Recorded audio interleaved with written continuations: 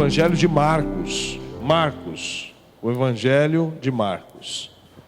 Marcos, ele não foi um apóstolo, todo mundo sabe disso, né? Ele, assim como Lucas, não foi um apóstolo. Ele não foi o apóstolo Marcos, e Lucas também não foi o apóstolo Lucas, né? Ele era muito menino, garoto, e conseguiu se destacar porque ficou ao lado de Paulo. Depois Paulo dispensou, mas eles tiveram de novo compaixão dele e aceitaram ele de volta e investiram em Marcos, e ele então nos dá essa preciosidade que é o evangelho dele. Alguns dizem que o evangelho de Marcos foi ditado por Pedro, que foi um homem que investiu muito na vida dele. Então, se isso for verdade, então nós vamos ver aqui um evangelho ditado por Pedro, né? Esses acontecimentos que se deu no evangelho de Marcos. Eu quero que você abra aí no primeiro capítulo de Marcos. Nós vamos falar hoje sobre poder e compaixão. Poder e compaixão. Nós sabemos que essa mistura, ela é presente, está presente no nosso Deus. Imagine se o Senhor fosse só poder. Imagine se em Deus emanasse só poder, concentrasse só poder e nada de compaixão, de misericórdia, de amor. O que seria de nós, né? Imagina como naqueles filmes que às vezes passam, né? Aquele Deus irado, soltando os seus relâmpagos sobre os homens, né? Castigando os homens, irado com os homens. Isso é uma figura que muitas vezes nós vemos aí passar, e muitas vezes nós mesmos, né, quando educamos as nossas crianças, falamos: ó, Deus vai te castigar, não faz isso porque Deus vai te castigar. E aí a gente vai criando essa imagem desse Deus, né? Sim, Ele é todo poderoso, mas a Bíblia diz que Ele não é um ser só poderoso, né? Ele na verdade é gracioso, Ele é amoroso, né? Ele é misericordioso, Ele é compassivo, benevolente, amoroso. Tudo isso faz parte de Deus. A Bíblia sempre destaca que Deus é amor, né? Então nós precisamos olhar para essas duas coisas, olharmos para esse Deus de poder, mas olharmos também para esse Deus de compaixão, e aí equilibrarmos essas duas coisas, como nós vamos ver hoje nesse texto, que há um encontro desse poder e dessa compaixão nessa passagem que eu quero compartilhar. São só 3 versos que nós vamos estudar nessa noite. Marcos 1,40 fala de um homem leproso. Nós vamos ver os 3 versos, 40, 41 e 42, e depois nós vamos então falar e comentar sobre esses versos aqui. E aproximou-se dele um leproso que, rogando-lhe e pondo-se de joelhos diante dele, lhe dizia: se queres, bem podes limpar-me. E Jesus, movido de grande compaixão, estendeu a mão e tocou-o, e disse-lhe: quero ser limpo. E tendo ele dito isto, logo a lepra desapareceu e ficou limpo. Amém? Tão simples assim, né? Mas você percebe nessa passagem essa mistura desse poder e dessa compaixão, dessa graça, né? Ao lado do poder desse Senhor maravilhoso, que veio como servo, mas também como o grande e poderoso Senhor, que veio para libertar os cativos, curar os feridos de coração e de alma, dar liberdade aos cativos. Então, naquele servo apresentado por Marcos, porque Marcos apresenta a figura de um Jesus servo, que veio para servir, mas nós vemos um poderoso Senhor ali, capaz de dominar tempestades, ressuscitar mortos, curar leprosos, coisas incríveis feitas por esse servo poderoso. A Bíblia diz que esse homem aqui um dia, e sempre acontece assim, a Bíblia fala sobre dias maus, e Paulo diz que nós devemos estar preparados para o dia mau. E esse homem viveu o dia mau da vida dele. O dia mau da vida dele foi quando ele acordou um dia e ele observou que a pele dele não estava mais como antes. Ela estava um pouco ressecada, esbranquiçada, havia perdido um pouco a sensibilidade, e logo olharam para ele e disseram: você está com algumas manchas, eu acho bom você procurar um sacerdote, para que ele dê uma olhada nisso. Sabe, às vezes nós não imaginamos as coisas que estão reservadas para nós. Às vezes nós não imaginamos que a nossa vida de um dia para o outro pode tomar um rumo completamente diferente daquilo que nós estamos acostumados a viver. E por isso que nós precisamos de um Salvador e de um Senhor. Porque imagina viver a vida dentro de um sofrimento, de uma enfermidade, de uma tragédia, sem um Salvador, sem o Senhor. Imagina viver tragédias na vida sem a presença de um amigo fiel, companheiro, cheio de compaixão, mas poderoso, capaz de reverter situações e quadros em nossa vida. Como eu disse aqui quarta-feira, é muito bom ter Jesus conosco, porque quando nós temos Jesus ao nosso lado, nós temos a esperança conosco, esperança de que as coisas podem tomar um outro rumo, de que as coisas podem tomar outra direção. E orientado por alguém da família, não sei se ele era casado, porque a Bíblia não diz, orientado para que ele buscasse no sacerdote a resposta daquele mal que se abateu sobre ele, eis que ele foi até uma sinagoga, e chegando lá, procurou um sacerdote, procurou no templo o sacerdote, e ali foram informados pelo sacerdote de que se tratava de lepra. O sacerdote olhou e disse: olha, o meu diagnóstico é que você está com lepra. Quando você ouve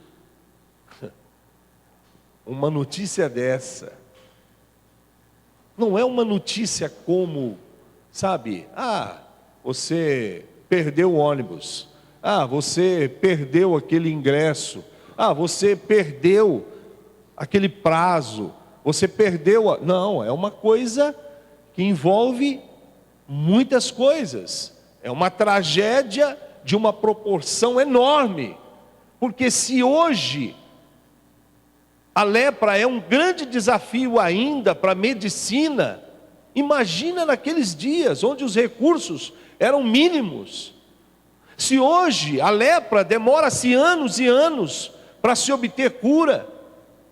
Não sei se alguém aqui já teve contato com um leproso, com alguém leproso. Eu já muitas vezes estive orando, acompanhando uma família, e você percebe que os anos eles vão se alongando, e o sofrimento vai se alongando. Hoje nem tanto, porque os remédios e os recursos, mas naquela época onde eu tinha meus 15 anos, que eu ia fazer oração por eles, ainda se perdia membros, a orelha, o nariz, iam caindo dedos. É uma coisa horrível. Então receber a notícia de que você está com lepra, se tratava da coisa mais temida. Você tem que entender a proporção daquilo que se abateu sobre aquele homem naquele dia.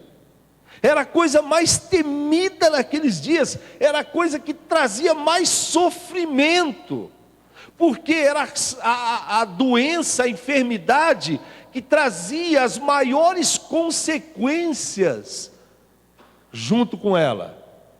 Eram consequências terríveis, terríveis, principalmente na área emocional, principalmente na área do emocional do doente. O impacto que ela causava no emocional da pessoa era muito maior do que aquilo que ela causava no corpo. O impacto social era grande demais.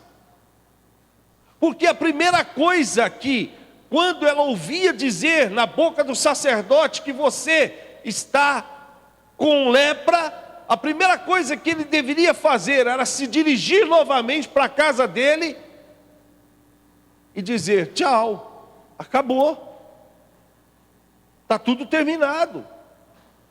Porque o leproso não podia viver em sociedade. O leproso, ele era excluído. Ele teria que sair da cidade, abandonar a família, deixar tudo e se dirigir para lugares e vilarejos de leprosos, onde eles viviam afastados de tudo, e aguardar ali. A sorte, e cura não tinha. Se não fosse a intervenção de Deus, não existia cura. E aquele homem então se despediu, despede da família, se despede dos amigos, não pôde abraçar ninguém, não pôde ter um contato mais com ninguém, e foi-se embora. E aí começa a história desse homem. A história dele começa assim, desse jeito. E a Bíblia diz que não sabemos de que forma, se ele viu ou se ele ouviu, porque há duas formas, né? Ou você vê, ou você ouve falar de Jesus. Pode ser que ele tenha visto Jesus operar.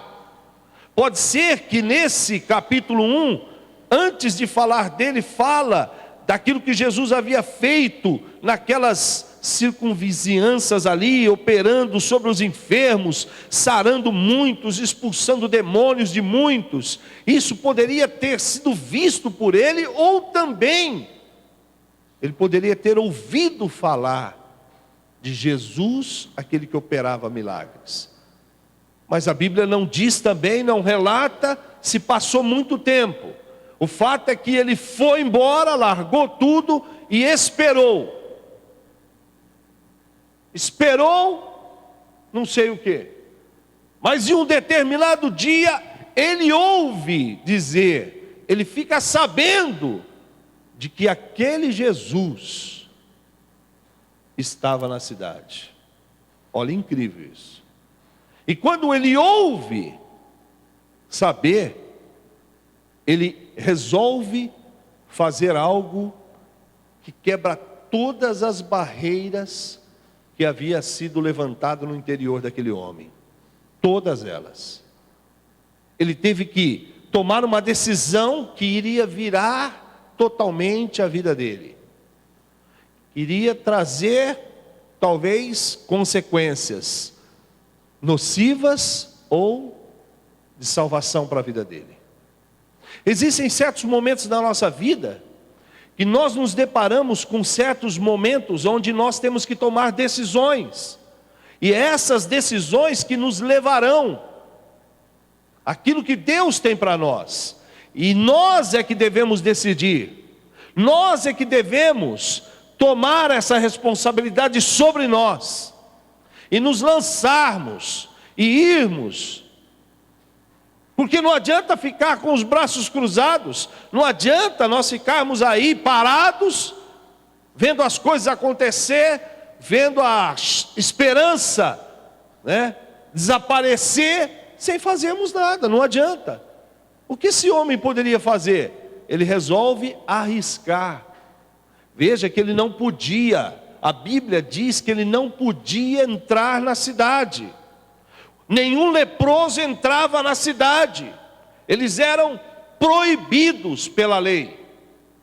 Eles não podiam mais ter contato com a sociedade, com pessoas, com nenhuma pessoa mais. O máximo que eles podiam aproximar de uma pessoa era 100 metros. Sabe o que é 100 metros? É daqui, na igreja lá de cima mais ou menos. Daqui lá em cima eles tinham que dizer: eu sou imundo. Ei, eu sou imundo. Para que eles ficassem sabendo que ele era imundo. E aí as pessoas se afastavam. Todos.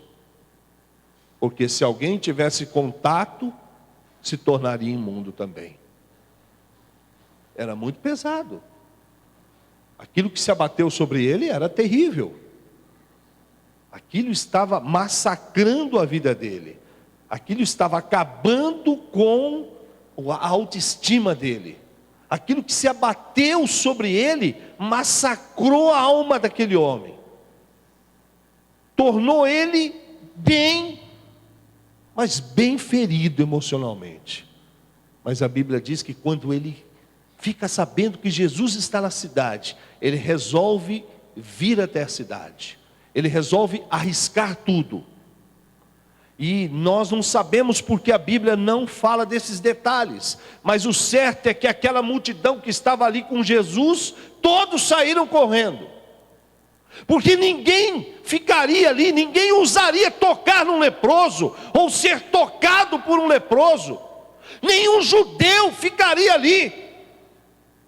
Eles jamais correriam o risco de permanecer ali e ter contato com o leproso, jamais. Porque isso implicaria numa quarentena, eles teriam que ficar 40 dias afastados de tudo, da família, da comunidade, da sinagoga, de tudo, até ser provado que eles não tinham sido contaminados. Então eles não podiam. Então nós podemos imaginar que todos de repente saem, fogem, buscam refúgio, buscam abrigo, saem correndo e fica quem? Só Jesus. Só Jesus. Mas por quê? Porque aquele homem teve ousadia. Porque aquele homem ousou. Quando nós temos ousadia, o Senhor olha do alto para as nossas ações e as nossas atitudes. E quando nós temos ousadia, ousadia é algo que o homem deve cultivar dentro dele. Ousadia é aquilo que nos leva a sairmos daquilo que é comum, daquilo que é a mesmice, daquilo que é o cotidiano, e nós não estamos mais contentes, não estamos satisfeitos com aquilo que estamos vivendo, e buscamos algo diferente, e corremos atrás de algo, para nos tirar daquela letargia, daquela coisa que nós estamos vivendo. Aquele homem, ele acendeu a luz verde e disse: eu vou ser ousado, eu vou, não importa o que vai acontecer comigo, não importa se vão me apedrejar, porque eles poderiam apedrejá-lo a qualquer momento. Eles eram tão discriminados, os leprosos, que as pessoas pegavam pedras quando chegavam muito próximas delas, e elas jogavam pedras nos leprosos. Mas ele foi ousado, disse: não importa o que me acontecer, porque vamos falar a verdade, ele já estava morto por dentro, ele já estava condenado, já não tinha mais vida dentro daquele homem. A única esperança dele estava ali. A única esperança daquele homem era Jesus. E ele então venceu o medo, venceu o autodesprezo daquelas pessoas. Ele venceu o repúdio daquelas pessoas que não queriam que ele estivesse ali. Mas a Bíblia diz que ele foi, porque a Bíblia diz que ele se aproximou. Ele chegou perto, bem perto de Jesus. Tão perto que a Bíblia diz que Jesus conseguiu tocar nele. De tão próximo que ele chegou. E a Bíblia diz que quando ele chega, a primeira atitude dele é uma atitude de humilhação. Porque a Bíblia diz que ele se prostra aos pés do Senhor Jesus. Ele se humilha diante do Senhor Jesus. Por que ele tomou aquela atitude? Por quê? Porque a Bíblia antes diz que Jesus veio, até então só diz que Jesus veio para curar, veio para libertar, mas no meio de tudo aquilo que eles estavam dizendo que Jesus veio, eis que surge um homem que vem. Vem por quê? Porque ele reconheceu naquele servo o Messias. Veio porque ele reconheceu em Jesus o prometido das Escrituras. Ele soube diferenciar, no meio de tantas pessoas que estavam ali só esperando de Jesus. Ele veio até Jesus. Ele buscou o Senhor. Ele se prostrou em humilhação diante do Senhor. Ele se humilha, ele se dobra diante do Senhor. E ele então ali diante do Senhor demonstra que ele não queria só a cura, mas ele precisava do Senhor na vida dele. Porque quando ele se ajoelha, ele se prostra. Ele diz: Senhor. É como se ele estivesse dizendo: Senhor, eis aqui, eu sou teu servo. Eu sei quem tu és. Eu sei que tu és o Messias. Eu não quero só aquilo que as tuas mãos podem dar. Eu não quero só as tuas bênçãos. Eu te quero, Senhor. Eu preciso do Senhor. Eu preciso de ti.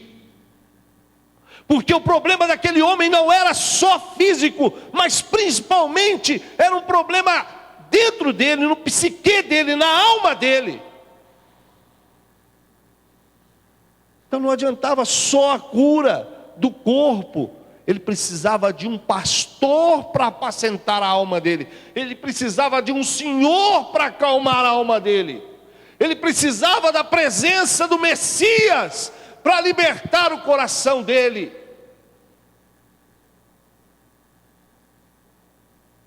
De tudo aquilo que ele viveu, os anos de decepção, de desprezo, aquilo foi crescendo dentro dele. Era um homem massacrado, desprezado. Então ele precisava não só da cura, mas ele precisava do Salvador. É isso que nós precisamos ver também, aprender com ele. Mas a Bíblia diz que ele continua, e ele de joelhos, ele chega diante de Jesus e diz: se queres. Ele não impõe nada. Ele não determina nada. Ele não exige nada. Ele não reivindica nada. Ele diz: se queres. Totalmente diferente daquilo que nós temos visto hoje, como nós cantamos aqui agora. Seja feita a tua vontade na terra como é nos céus. O que nós temos visto hoje? Uma oração totalmente diferente. Seja feita no céu a minha vontade como é feita na terra. Temos visto pastores ensinando os seus membros, igrejas ensinando os seus membros a reivindicar diante de Deus, a exigir que Deus faça algo. Chega-se ao absurdo de dizer: se o Senhor não fizer, rasgue a Bíblia. Como que se Deus fosse obrigado a fazer alguma coisa. Deus não é obrigado a abençoar ninguém. Deus não é obrigado a curar ninguém. Aquele homem, ele entendia que Deus tem vontade própria, que Ele é soberano, que Ele é Senhor, que ninguém manda nele. Se nós recebemos alguma coisa, é somente por causa da compaixão dEle. Essa compaixão, que eu disse que tem que ser misturado, que tem que existir, que devemos conhecer. Ele é poderoso, mas é cheio de compaixão. Mas mesmo assim, nós não podemos banir a soberania dele.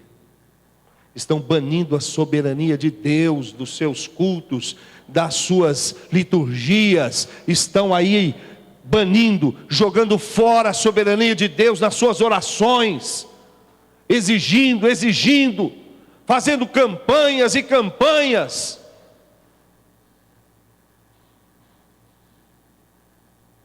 Se queres, quando você dobrar os teus joelhos, aprende que até Jesus orou: Senhor, se for da tua vontade, passa de mim esse cálice. Esse "se" faz toda a diferença. Tiago, o irmão do Senhor, disse que devemos orar assim: se o Senhor, se for da vontade dEle. Quando nós oramos, não devemos jamais exigir, porque não temos direitos. Os nossos direitos foram todos comprados por Ele na cruz. Não esqueça que você é escravo, que nós somos servos, que não temos direito, o direito nosso é dEle. Ele nos comprou, Ele nos adquiriu. Então devemos chegar sempre com humildade. Devemos chegar sempre diante do Senhor em submissão. Sempre reconhecendo quem Ele é. Sempre sabendo que Ele é o Todo-Poderoso, sim.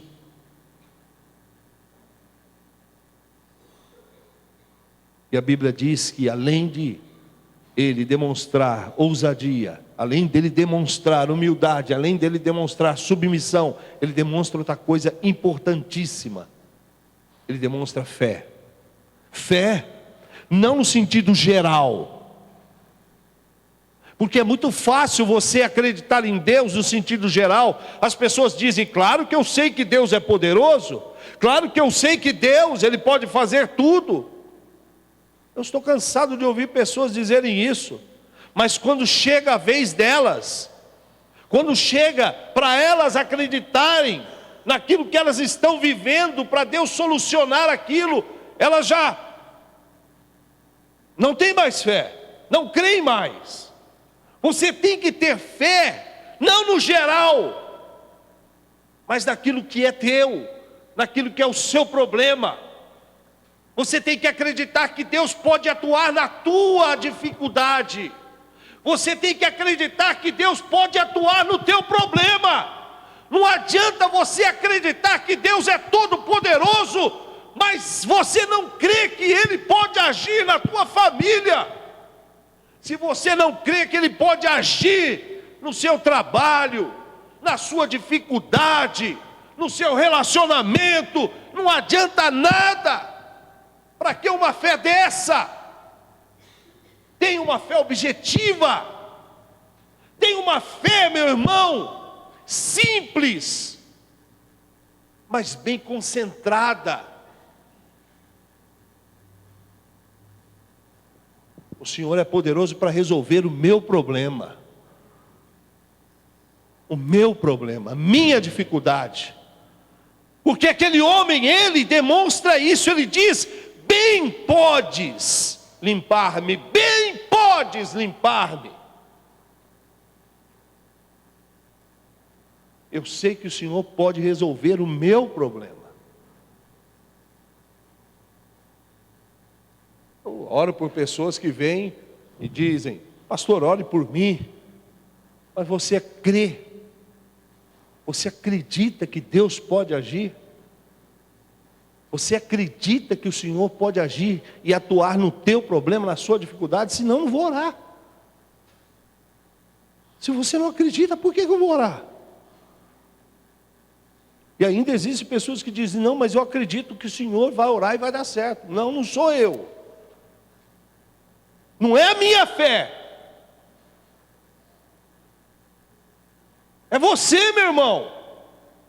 Você tem que acreditar que Deus pode agir, que Ele vai agir na dificuldade sua, no seu problema.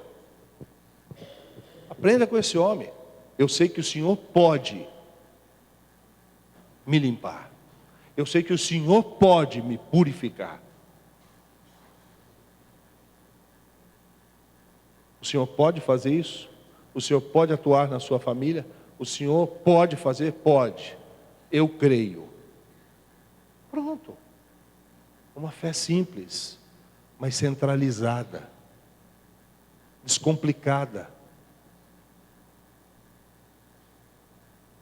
É isso que nós precisamos.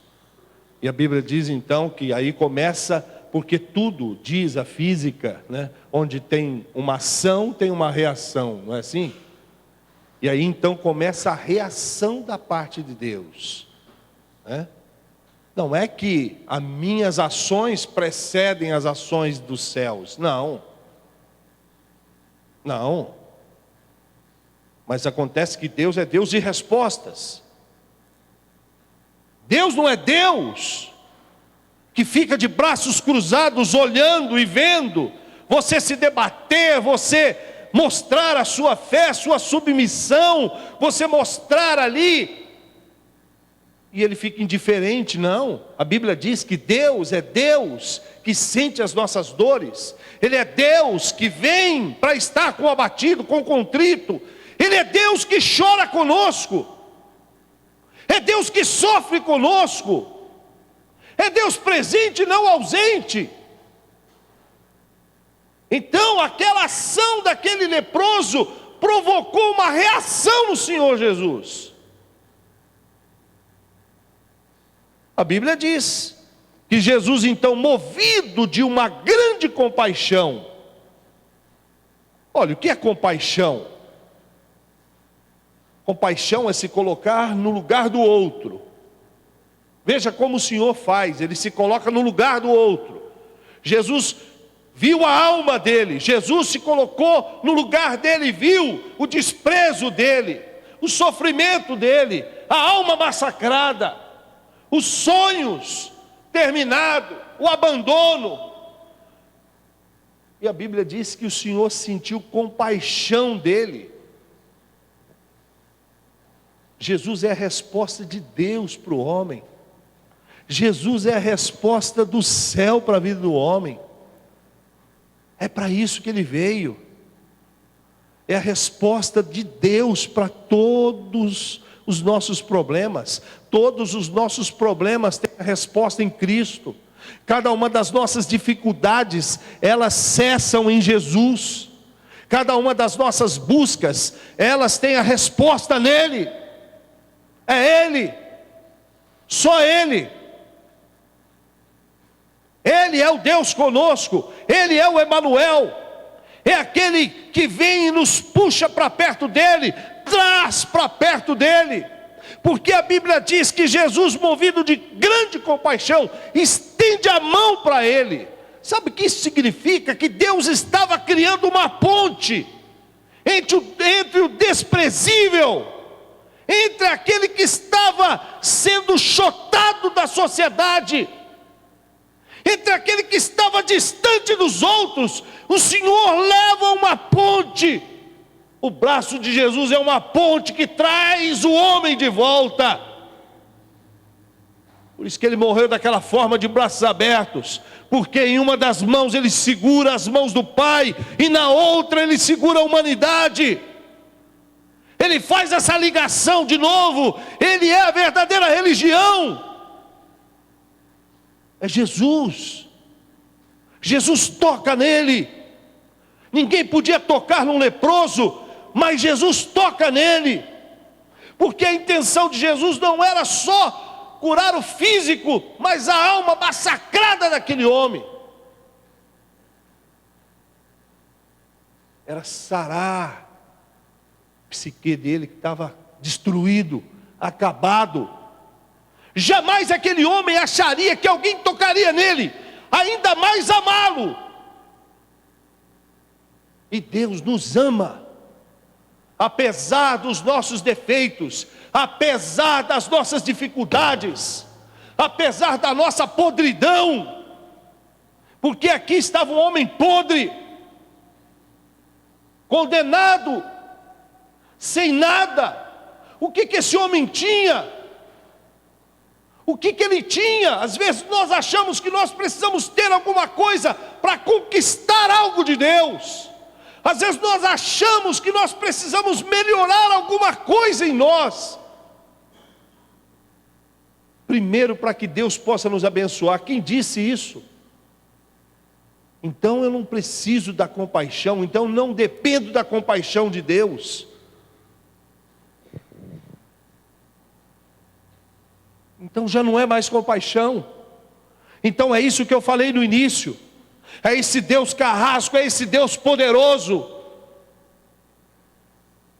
Mas Jesus ali diante de um homem que não tinha nada de belo nele, nada que o atraísse para ele, nada para oferecer, eis que Jesus estende a mão e toca nele, faz um contato com ele, e o toque de Jesus proporciona cura emocional. O toque de Jesus fecha as feridas que ainda estavam abertas dentro daquele coração, o desprezo de tantos anos, a solidão, é fechada naquela hora, naquele toque de Jesus. Veja que Jesus tocou, não falou nada. Primeiro ele toca.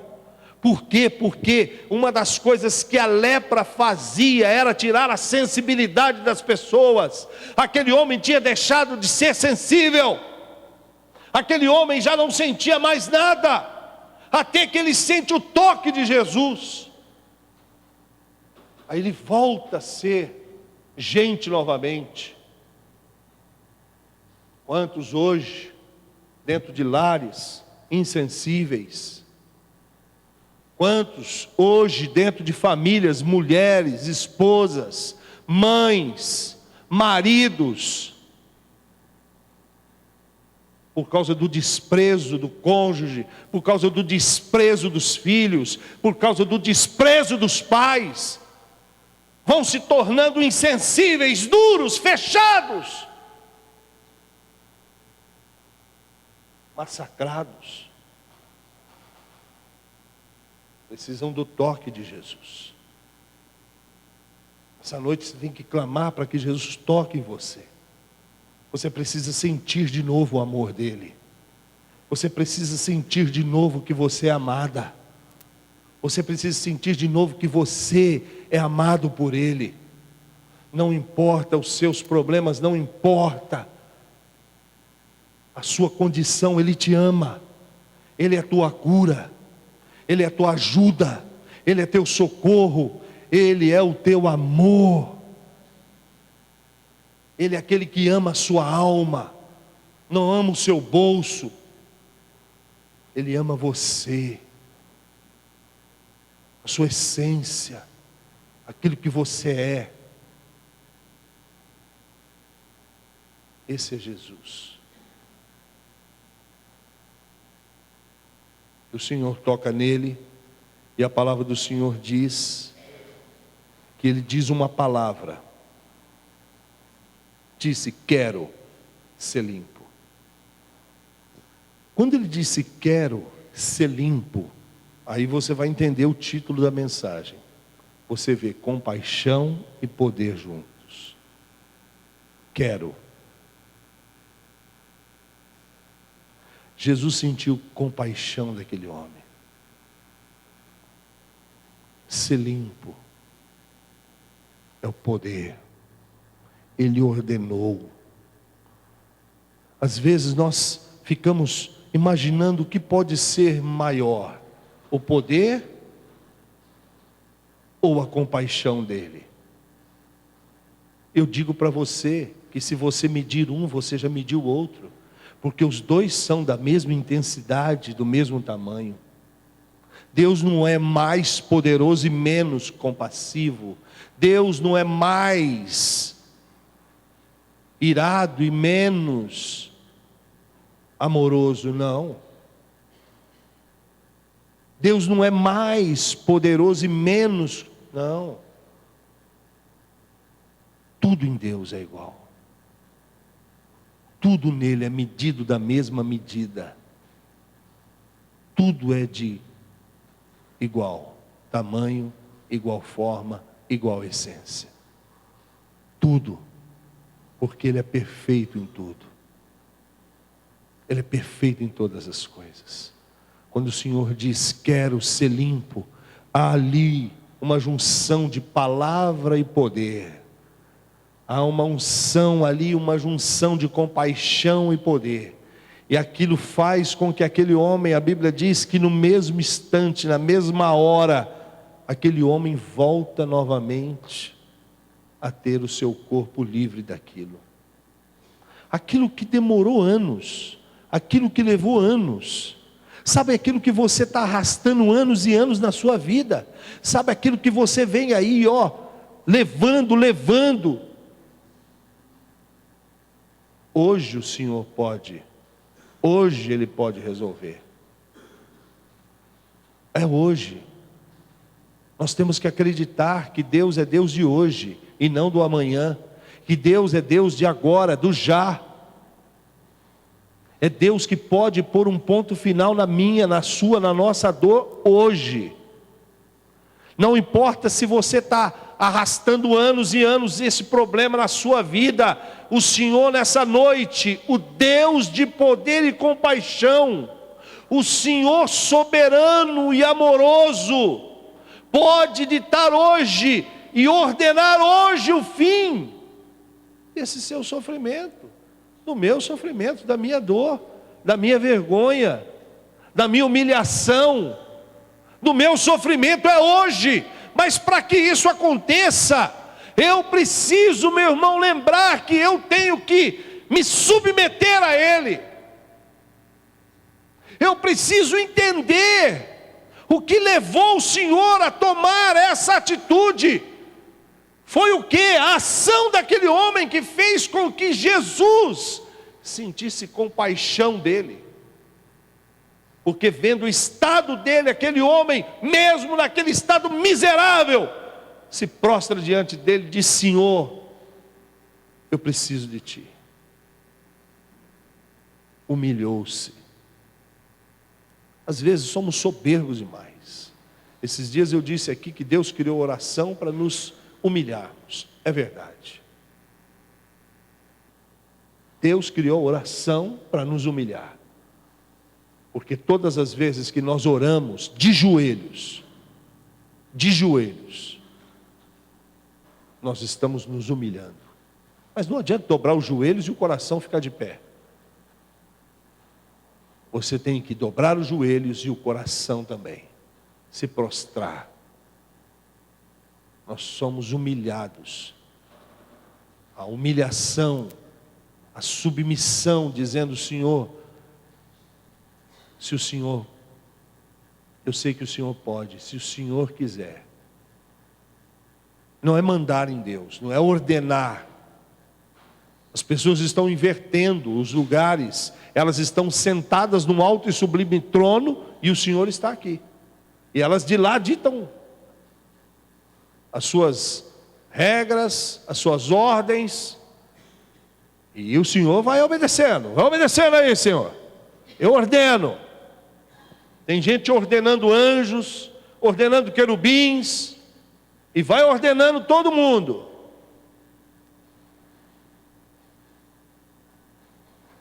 Nós não fomos chamados para ordenar nada. Quem ordena tudo é Deus. Nós somos chamados para nos submetermos à vontade dEle. A dizermos, sim, Senhor, seja feita a Tua vontade no céu como ela é feita, na terra como ela é feita no céu. Seja feita a Tua vontade aqui também, Senhor. Porque a Tua vontade, ela é boa, ela é perfeita e ela é agradável. É tudo que eu preciso, tudo que esse homem precisava, ele conquistou. Por quê? Porque era a perfeita vontade do Senhor. Não fique com medo, não fique preocupado, porque o Senhor tem o melhor para você. A vontade dEle, ore pela vontade dEle, é a melhor pela sua vida. Mesmo que aparentemente você, orando assim, venha perder alguma coisa, mas a perda redundará em ganho, em vitória ainda. Porque tudo que perdemos no reino de Deus nós ganhamos. E tudo que nós, na verdade, retemos, nós perdemos. Então entregue tudo hoje. Entregue tudo ao Senhor. Chega diante dEle hoje com o seu problema, com a sua miséria. Chega hoje com a sua alma, com o seu coração massacrado. Se humilha diante dEle e diz: está aqui, Senhor. Eu não tenho outro além de Ti. Se o Senhor pode fazer alguma coisa, se o Senhor quiser fazer alguma coisa, faça alguma coisa, tenha misericórdia. E a Bíblia diz que o Senhor, então, como nós lemos, e tendo Ele dito isto, logo a lepra desapareceu e ele ficou limpo.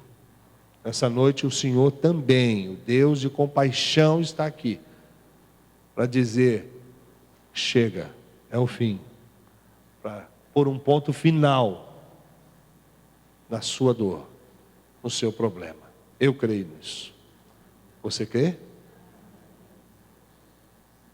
Esse é o segredo, é acreditar no Senhor. Fecha os teus olhos. Queria que o pessoal do louvor viesse aqui. Assim como fizemos na quarta, gostaria de orar com você um pouco. Tudo que você precisa nessa noite é do toque dEle. Tudo que você precisa nessa noite é da palavra dEle. É a palavra dEle que vai pôr de novo as coisas em ordem na sua vida.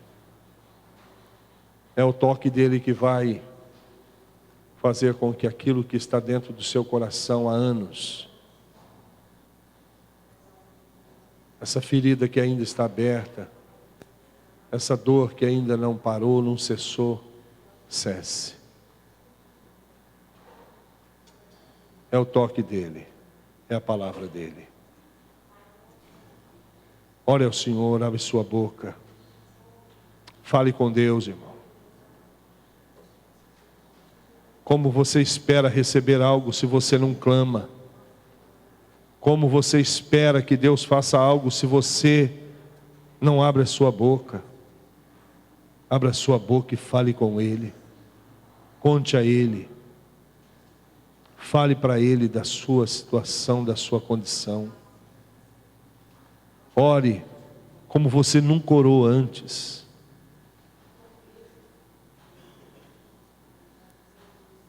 Corra para Ele. Ele é teu amigo, teu ajudador. Ele é o amigo dos pecadores. Ele não vai te condenar, não vai te rejeitar. Ele diz: aquele que vem a mim, de maneira nenhuma o lançarei fora. Jamais Ele lançará você fora. Mesmo que o teu coração esteja dizendo: não acredite no teu coração. Nosso coração é enganoso. Maior é Deus. Ele é maior que o nosso coração. E Ele nessa noite diz: confie em mim. Confie no Senhor, irmão. Entregue ao Senhor. Renda-se a Ele. Submeta-se à vontade dEle. Diga: Senhor, eu não quero outra coisa a não ser Tua vontade. Mesmo que eu não sei qual a Tua vontade, eu estou disposto, Senhor, a abrir mão da minha, do meu querer, pela Tua vontade. Haja, Senhor, no meu irmão nessa noite. Haja na vida da minha irmã nessa noite. Esses que vieram aqui, Senhor, vieram também na esperança de de ter um encontro contigo, Senhor. Deixaram suas casas, vieram até esse lugar, Senhor, na esperança de voltar diferente, deixando o fardo aqui, o peso aqui, como aquele homem deixou as feridas, a lepra naquele dia. Alguns estão aqui com fardos pesados sobre seus ombros. Senhor, alivia, Senhor. Mude, Senhor, as coisas na vida do seu filho, da sua filha nessa noite. Opera, Senhor, poderosamente, libertando, quebrando, Senhor, oh Senhor, os grilhões da alma, os grilhões, Senhor, do coração, as cadeias emocionais. Liberta, Senhor. Toque, Senhor, nesse teu filho, toca nessa tua filha, Senhor, com a mesma intensidade, Senhor, com a mesma compaixão, com o mesmo amor. Faz essa ponte, esse teu filho que está se sentindo tão distante de ti, esse teu filho que acha que está tão longe do Senhor por causa de suas misérias, por causa, Senhor, daquilo que ele tem vivido. Toca nele, Senhor. Jesus, tu és a ponte que veio para nos ligar de volta ao Pai. Toca nessa vida, Senhor. Faz cair, Senhor. Oh, Deus, toda dor faz cair, todo desprezo faz sair desse coração, Senhor, toda amargura, toda tristeza na alma. Oh, Senhor, para onde iremos nós, Senhor? Só tu tens as palavras de vida. Não temos para onde ir, Senhor. Tem compaixão de nós. Tu és o Todo-Poderoso. Esperamos em Ti, Senhor. Esperamos no Senhor. Oh, Senhor, tem piedade desse homem, Senhor. Tem piedade dessa mulher.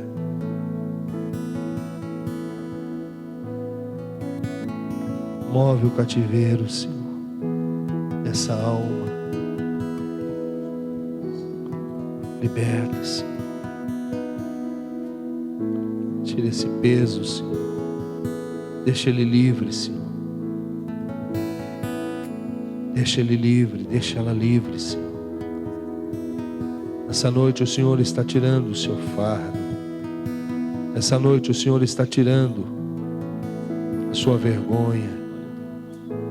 Essa noite o Salvador, o Emanuel, o Deus conosco,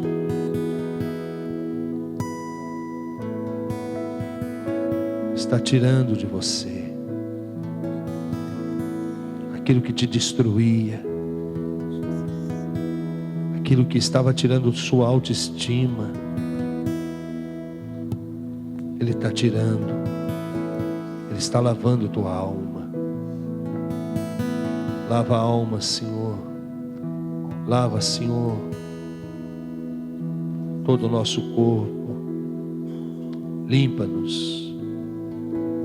Toque em nós, ó pureza, doce pureza.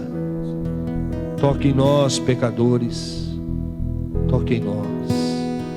Purifica-nos, Senhor. Purifica-nos. Como ourives purifica o ouro, Senhor. Tira as escórias. Tira as sujeiras. Tira do nosso coração e do nosso interior, Senhor. Oh, eu sei que Tu nos amas, Senhor. Eu sei. Somos Teus amados. Somos teus filhos, somos preciosos.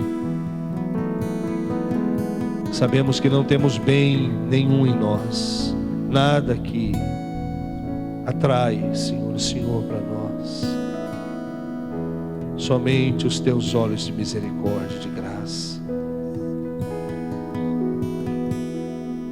Te amamos, Senhor. Te amamos.